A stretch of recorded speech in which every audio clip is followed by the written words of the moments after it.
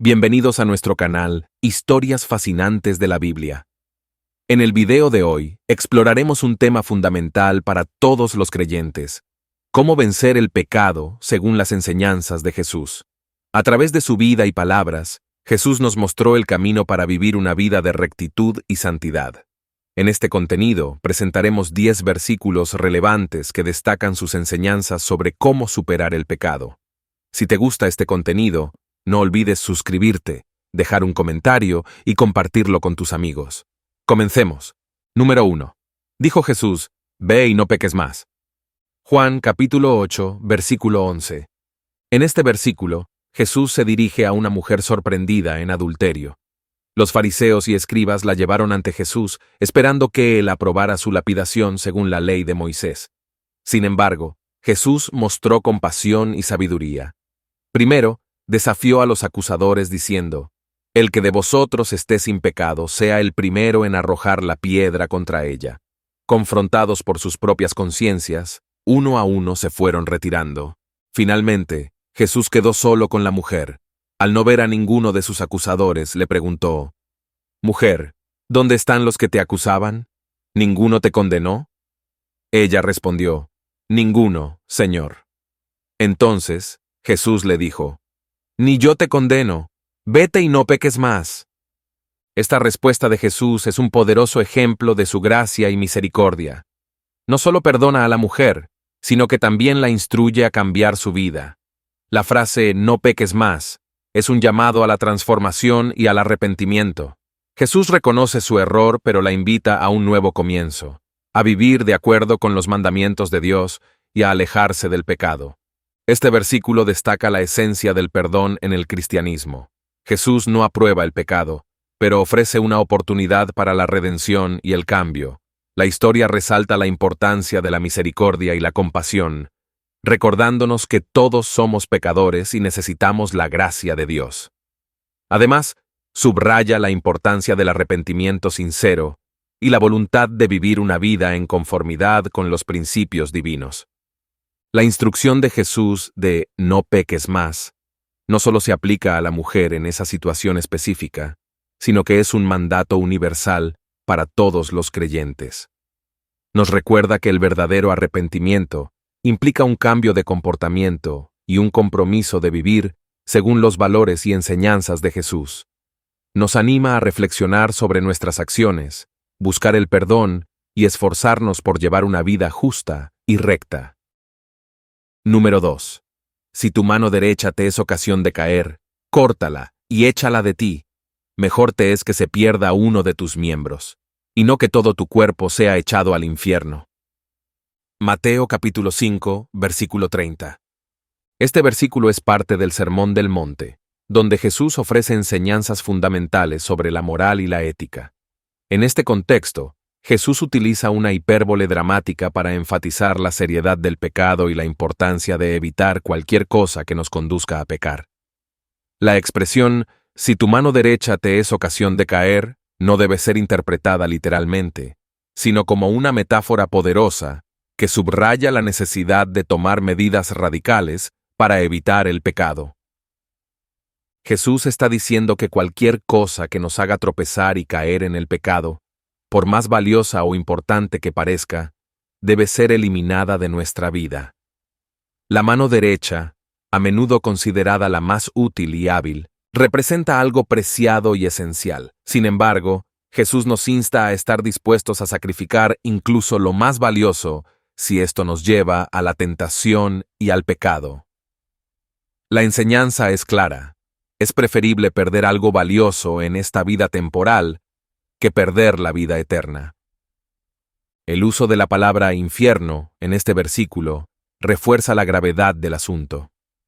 Jesús habla del infierno como el destino final de aquellos que eligen el pecado sobre la rectitud. La comparación entre perder un miembro del cuerpo y la condenación eterna subraya la urgencia y la seriedad con la que debemos tratar el pecado en nuestras vidas.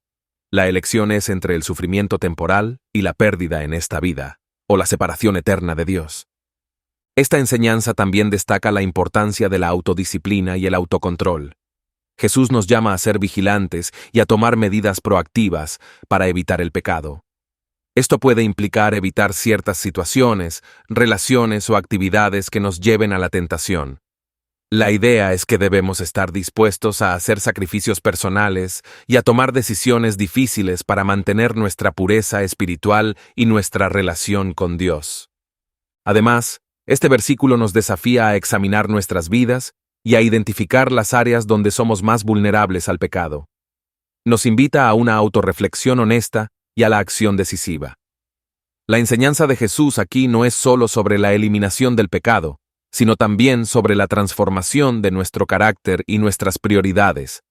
Es un llamado a valorar nuestra relación con Dios por encima de todo lo demás y a buscar la santidad con determinación y fervor. Número 3. Bienaventurados los de limpio corazón, porque ellos verán a Dios. Mateo capítulo 5, versículo 8. Este versículo es parte de las bienaventuranzas, un conjunto de enseñanzas de Jesús al comienzo del Sermón del Monte. En estas declaraciones, Jesús describe las características y las bendiciones de aquellos que son verdaderamente felices y bienaventurados según el reino de Dios. La bienaventuranza en cuestión enfatiza la pureza del corazón como una cualidad esencial para quienes desean ver a Dios. La expresión «los de limpio corazón» se refiere a aquellos que poseen una pureza interior, no solo en sus acciones externas, sino también en sus pensamientos, intenciones y deseos. Un corazón limpio es uno que está libre de engaño, hipocresía y malicia. Es un corazón sincero, íntegro y genuino en su devoción a Dios. Esta pureza de corazón es fundamental porque, según Jesús, solo los que tienen un corazón puro pueden tener la visión y la comunión con Dios. Ver a Dios es la mayor recompensa para los que son de limpio corazón. En la Biblia, ver a Dios no solo significa la visión física de Dios en el cielo, sino también experimentar una relación íntima y personal con Él.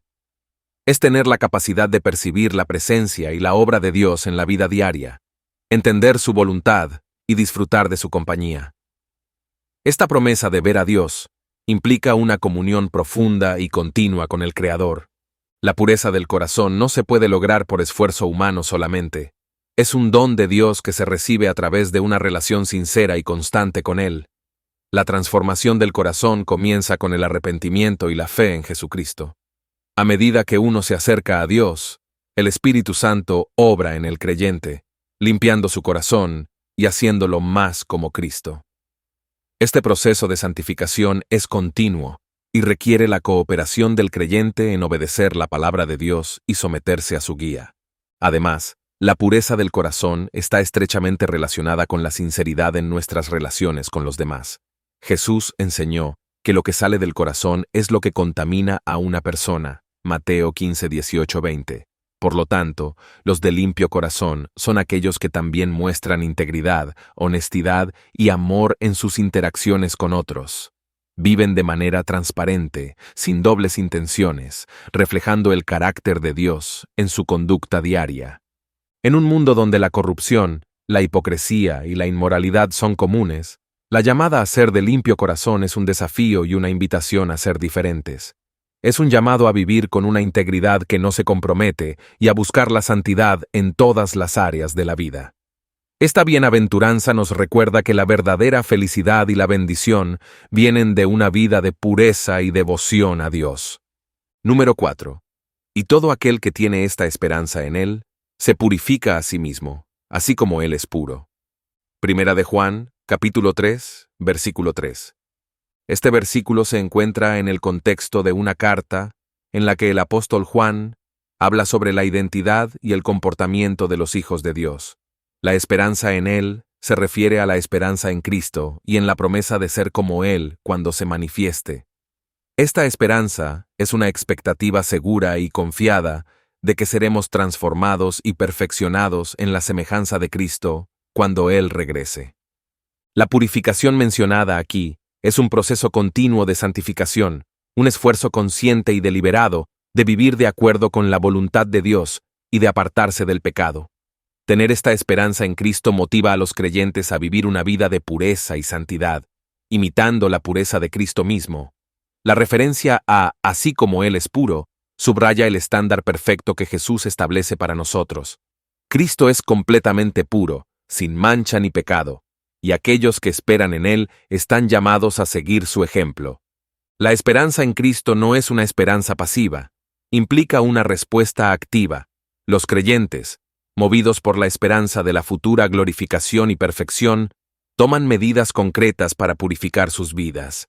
Esto incluye arrepentimiento, confesión de pecados, y la búsqueda constante de una vida que refleje los valores y enseñanzas de Jesús.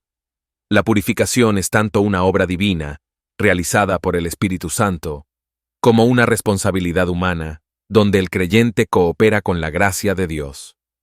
La purificación también implica una transformación interna que se manifiesta en acciones externas. Un corazón purificado producirá frutos de justicia, amor, misericordia y verdad. Este proceso de purificación no es instantáneo, sino que es una jornada de crecimiento espiritual, donde el creyente se vuelve cada vez más semejante a Cristo en carácter y conducta. La motivación para esta purificación proviene del amor y la gratitud hacia Dios. Al entender el gran sacrificio de Jesús y la esperanza que nos ofrece, los creyentes son impulsados a vivir de manera que honre a Dios. Esta esperanza también nos da una perspectiva eterna, ayudándonos a mantenernos enfocados en lo que verdaderamente importa y a resistir las tentaciones y distracciones del mundo. La comunidad de fe también juega un papel crucial en el proceso de purificación. Los creyentes se animan mutuamente, se exhortan y se apoyan en su caminar hacia la santidad. La comunión con otros cristianos proporciona un entorno en el que se puede crecer, rendir cuentas y recibir corrección amorosa. 5. Pero el fruto del Espíritu es amor, gozo, paz, paciencia, benignidad, bondad, fe, mansedumbre, templanza. Contra tales cosas no hay ley. Gálatas capítulo 5, versículos 22 y 23. Este pasaje de la carta del apóstol Pablo a los Gálatas describe las cualidades que se manifiestan en la vida de un creyente cuando el Espíritu Santo está obrando en él. El término fruto indica que estas virtudes son el resultado natural y orgánico de la presencia y la influencia del Espíritu en una persona. No son simplemente atributos que uno puede desarrollar por esfuerzo propio, sino que son producidos por el Espíritu Santo en la vida del creyente. El amor es el primer componente del fruto del Espíritu y es la base sobre la cual se construyen las demás cualidades. El amor aquí mencionado es el amor ágape, un amor incondicional y sacrificial que refleja el amor de Dios. Este amor se expresa en acciones que buscan el bienestar de los demás y es esencial para todas las demás virtudes. El gozo es una profunda y duradera sensación de felicidad que no depende de las circunstancias externas. Es una alegría que proviene de una relación correcta con Dios y de la confianza en sus promesas.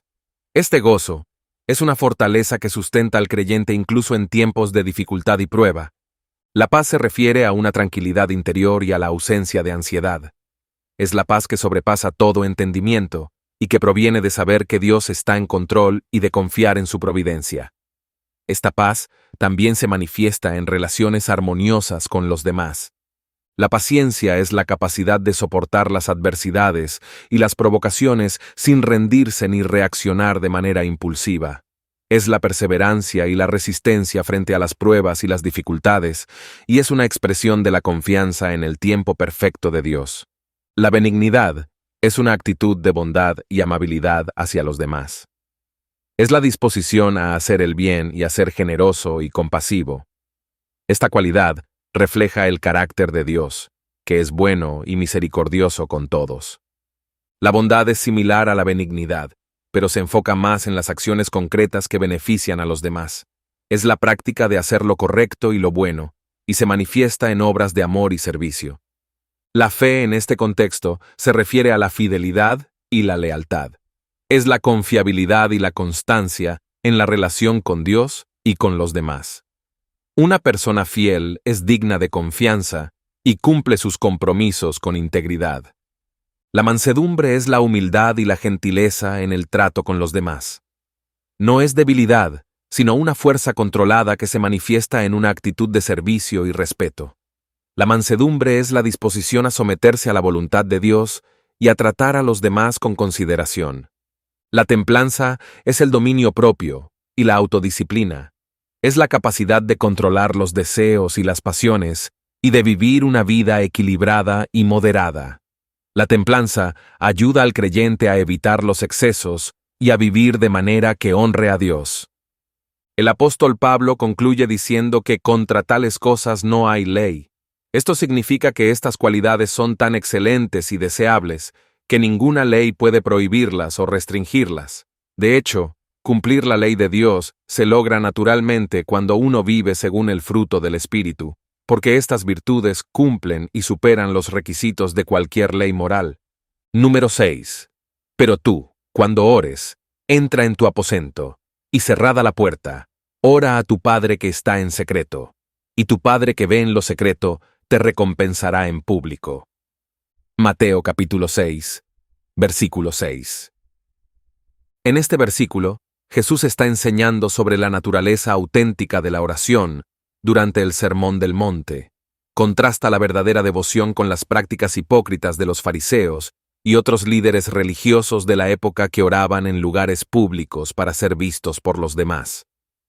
Jesús enfatiza que la oración no es un espectáculo para recibir aprobación humana, sino una comunicación sincera y personal con Dios.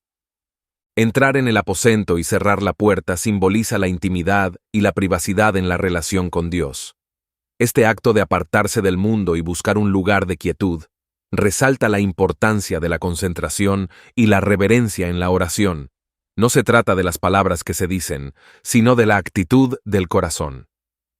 Este tipo de oración busca una conexión profunda y genuina con el Padre Celestial, lejos de las distracciones y las preocupaciones externas. El Padre que está en secreto se refiere a la omnipresencia de Dios, quien ve y conoce todo. Esta frase nos asegura que Dios está siempre presente, incluso en los lugares más ocultos y momentos más privados de nuestras vidas. Él ve más allá de las apariencias y conoce las intenciones y los deseos de nuestro corazón. Esta comprensión de la presencia constante de Dios debería motivarnos a ser sinceros y abiertos en nuestras oraciones. La promesa de que tu Padre que ve en lo secreto te recompensará en público subraya que Dios honra y valora la oración auténtica y humilde. La recompensa no es necesariamente material o visible, sino una bendición espiritual y una mayor comunión con Él. Esta recompensa puede manifestarse en una mayor paz, sabiduría, fortaleza y gozo en la vida diaria del creyente. Este versículo también nos recuerda la importancia de la disciplina en la vida de oración. La oración privada y regular es fundamental para crecer espiritualmente y fortalecer nuestra relación con Dios.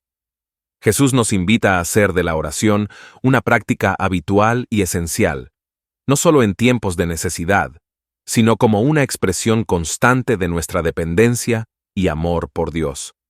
Además, la oración en secreto nos ayuda a enfocarnos en Dios y a eliminar la tentación de buscar la aprobación de los demás. Nos permite ser vulnerables y auténticos ante Dios, presentándole nuestras alegrías, preocupaciones, luchas y agradecimientos sin miedo a ser juzgados. Esta autenticidad en la oración fomenta una relación más profunda y significativa con nuestro Padre Celestial. La enseñanza de Jesús sobre la oración en secreto también tiene implicaciones prácticas para nuestra vida cotidiana. Nos desafía a evaluar nuestras motivaciones y a asegurarnos de que nuestras prácticas espirituales no sean para exhibición, sino para edificación personal y comunión con Dios. Nos llama a cultivar una vida de devoción sincera y a buscar a Dios en la quietud y el silencio, donde nuestras almas pueden encontrar descanso y renovación. Número 7. Lámpara es a mis pies tu palabra, y lumbrera a mi camino. Salmos. Capítulo 119, versículo 105. Este versículo del Salmo 119 resalta el papel esencial de la palabra de Dios en la vida del creyente. La imagen de una lámpara y una lumbrera ilustra cómo las Escrituras proporcionan guía y claridad en nuestro caminar diario. En tiempos bíblicos, una lámpara era una fuente de luz crucial en la oscuridad, permitiendo a las personas ver el camino y evitar peligros. De manera similar, La palabra de Dios ilumina nuestra vida, mostrando el camino correcto y protegiéndonos de las trampas del pecado y el error. La lámpara a nuestros pies sugiere una guía inmediata y personal. Nos ayuda a tomar decisiones en el presente, ofreciendo sabiduría y discernimiento en las situaciones que enfrentamos diariamente. Cada paso que damos puede estar dirigido por la verdad y los principios de las Escrituras, evitando así que tropecemos o nos desviemos. Esta guía cercana es vital, especialmente en momentos de incertidumbre o confusión, proporcionando una dirección clara y segura. La lumbrera a nuestro camino amplía esta idea, implicando una perspectiva más amplia y a largo plazo. No solo necesitamos orientación en el momento inmediato, sino también una visión clara del camino que tenemos por delante. La palabra de Dios proporciona una perspectiva divina que nos permite ver más allá de nuestras circunstancias actuales, ayudándonos a entender el propósito y la dirección de nuestra vida en su totalidad. Esta iluminación nos da esperanza y propósito, asegurándonos que estamos en el camino que Dios ha preparado para nosotros. La palabra de Dios, al ser comparada con una luz, también destaca su capacidad para revelar la verdad y exponer la oscuridad. En un mundo lleno de engaño y falsedad, las Escrituras nos muestran la verdad de Dios, ayudándonos a distinguir entre lo correcto y lo incorrecto, lo bueno y lo malo. Nos protege de ser engañados y nos mantiene firmes en la verdad. Esta función reveladora es crucial para vivir una vida que honre a Dios y refleje su carácter. La iluminación que la palabra de Dios proporciona no es solo intelectual, sino también moral y espiritual. Nos transforma desde el interior, moldeando nuestro carácter y nuestras acciones según los principios divinos. A medida que internalizamos las Escrituras, nuestros pensamientos, deseos y decisiones son conformados a la voluntad de Dios, llevándonos a vivir de manera que le glorifique. El Salmo 119 en su totalidad es un testimonio de la devoción del salmista a la palabra de Dios. A lo largo del Salmo, se expresan repetidamente el amor, la reverencia y la dependencia del salmista en las Escrituras. Este versículo en particular encapsula la esencia de esa devoción, subrayando la importancia de la palabra de Dios como nuestra guía constante y confiable. En la vida del creyente, permitir que la palabra de Dios sea nuestra lámpara y lumbrera requiere un compromiso constante con la lectura, el estudio y la meditación de las Escrituras. No es suficiente conocer superficialmente la palabra de Dios, debemos profundizar en ella, dejar que penetre en nuestro corazón y permitir que transforme cada aspecto de nuestra vida. Este compromiso con la palabra de Dios nos fortalece espiritualmente, nos capacita para enfrentar los desafíos de la vida y nos mantiene en el camino de la justicia. Número 8.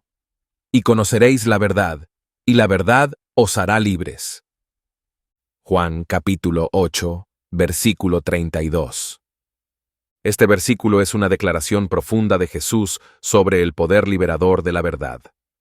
Jesús pronunció estas palabras durante una discusión con los judíos que habían creído en él, destacando la importancia de permanecer en su enseñanza para ser verdaderamente sus discípulos.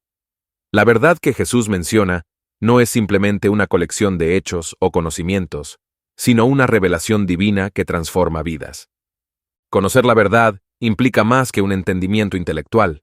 Es una experiencia profunda y personal de la realidad de Dios a través de Jesucristo. Jesús mismo se presenta en el Evangelio de Juan como el camino, la verdad y la vida, Juan 14:6, indicando que Él es la encarnación de la verdad de Dios. Por lo tanto, conocer la verdad significa conocer a Jesús, sus enseñanzas, su obra redentora y su naturaleza divina. Esta relación con Cristo es la base de la libertad que Él promete. La libertad que ofrece la verdad es multifacética. Primero, es una liberación del pecado. El pecado es una esclavitud que ata a las personas y les impide vivir de acuerdo con la voluntad de Dios. Jesús, a través de su sacrificio en la cruz, rompe las cadenas del pecado, ofreciendo perdón y restauración a aquellos que creen en Él. Esta libertad del pecado permite a los creyentes vivir en justicia y santidad, alejados de las conductas que los separaban de Dios. Además, La verdad libera de la ignorancia espiritual y del engaño. En un mundo lleno de mentiras y falsas enseñanzas, conocer la verdad de Dios protege a los creyentes de ser engañados por filosofías y doctrinas erróneas. La palabra de Dios, revelada en las Escrituras, es una fuente constante de verdad que ilumina el camino correcto y expone las mentiras del enemigo. Al conocer y aplicar esta verdad, los creyentes pueden discernir y rechazar lo que es falso. La libertad que Jesús ofrece también incluye una liberación emocional y psicológica. Las verdades de Dios proporcionan consuelo, esperanza y paz en medio de las pruebas y tribulaciones. Saber que Dios es soberano, que nos ama incondicionalmente y que tiene un propósito para nuestras vidas puede liberarnos del miedo, la ansiedad y la desesperación. La verdad de nuestra identidad en Cristo, como hijos amados de Dios, nos libera de las inseguridades y las mentiras que el mundo nos dice sobre nosotros mismos. La libertad en Cristo es también una liberación social y comunitaria. En la iglesia primitiva, esta verdad unificadora rompió barreras de división étnica, social y económica, creando una nueva comunidad basada en el amor y la igualdad en Cristo. Esta verdad sigue teniendo el poder de transformar las relaciones y las estructuras sociales hoy en día, promoviendo justicia, paz y reconciliación. Para experimentar esta libertad plena, es crucial que los creyentes permanezcan en la palabra de Jesús. Esto implica no solo escuchar o leer las enseñanzas de Jesús, sino también obedecerlas y vivir de acuerdo con ellas. La disciplina espiritual, como el estudio de la Biblia, la oración y la comunión con otros creyentes, ayuda a profundizar nuestra comprensión y aplicación de la verdad. Esta permanencia en la verdad de Jesús nos permite vivir una vida libre y abundante, alineada con la voluntad de Dios. Número 9. Sed, pues, vosotros perfectos, como vuestro Padre que está en los cielos es perfecto. Mateo capítulo 5, versículo 48. En este versículo, Jesús concluye una sección del Sermón del Monte, donde establece altos estándares morales y éticos para sus seguidores. La palabra perfectos, en el contexto bíblico, traducida del griego teleios, no implica una perfección sin errores o fallos humanos, sino una madurez completa, integridad y plenitud en carácter y santidad. Jesús llama a sus discípulos a aspirar a una perfección que refleje el carácter de Dios mismo.